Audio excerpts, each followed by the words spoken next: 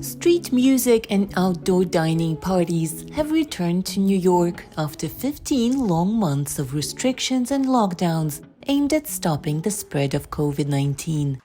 You can sit down in more restaurants without having to give names and get a temperature check. So it's heading in the right direction, I'd say. I kind of feel back to normal, almost there. Yeah, feels good. Good to be in New York. I don't know, I just want the world to heal. Thought I could make it better. I had time to kill, so I was like, why don't I come outside and, try to make some sounds, spread some love, Music festivals, farmers markets, and other events are making up for a year of forced inactivity. Union Square is packed with people, and all are 2 meters apart, even though city authorities have lifted social distancing and other pandemic restrictions imposed in March 2020.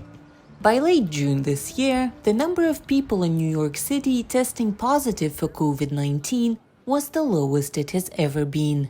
In New York State alone, over 20 million vaccine doses have been administered, and 9 million of those went to New York City residents. Despite the relaxation of restrictions, many are still wearing masks, even outside. Even as I walked down the street, people said they lifted the restrictions, but I was like, I can wait a day or two. You don't know who's vaccinated, who isn't vaccinated, all of that. It's in flux. So, no, I think we have a good ways to go. Despite the scorching summer heat, street vendors are also wearing masks for their own safety and for their clients' peace of mind. We're just back to work, but the life is not back like normal. It needs time to be okay. Just 62% of Manhattan office workers will be heading back to their desks in September, and they will spend only 3 days a week at most in the office, according to a survey by the Partnership for New York City. Almost 40% of office workers say they are ready to resign if they cannot work from home a few days a week. There is also concern about the safety of using public transportation again. It's hard.